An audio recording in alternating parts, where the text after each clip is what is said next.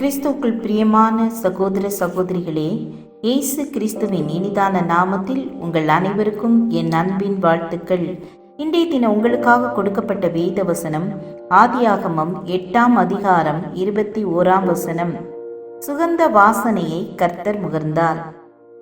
தென்கொரியா தேசத்திற்கும் வடகொரியா தேசத்திற்கும் எப்போதுமே சண்டை மூளும் சூழல் இருக்கும்.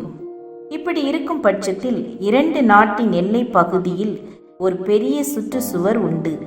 ஒரு நாள் இரவு வடகொரியா பகுதியில் வசிப்பவர்கள் தங்கள் சுற்றுச்சுவர் வழியாக தென்கொரிய பகுதியில் குப்பைகள், நாற்றமெடுக்கும் அழுகிய பழங்கள், காய்கறிகளை கொட்டி தங்கள் வெறுப்பை காண்பித்தனர். எப்படியாவது தென்கொரிய மக்களிடம் வம்பிழுத்து சண்டை போட வேண்டும் என்று நினைத்தனர். தென்கொரியா பகுதியில் வாழ்ந்த கிராமத்தினருக்கு இந்த நாற்றமெடுக்கும் பகுதியை சுத்தம் செய்யவே போதும் என்று ஆகிவிட்டது.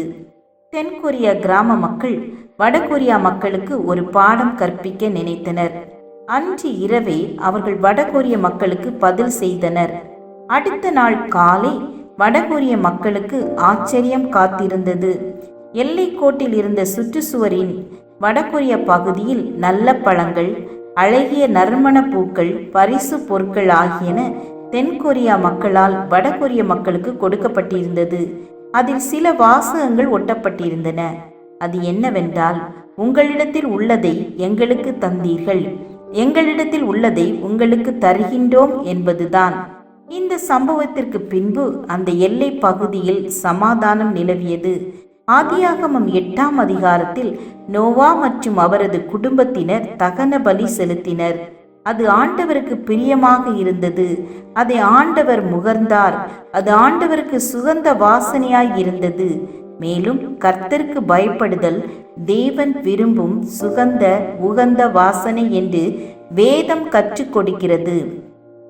நாமும் நோவாவை போல கர்த்தருக்கு பயப்படுகிற பயத்தோடு அவர் வார்த்தைகளுக்கு கீழ்ப்படிந்து நீதியுள்ள வாழ்வை அமைத்து கொள்ளும் போது அது கர்த்தருக்கு உகந்த வாசனையாக இருக்கும்.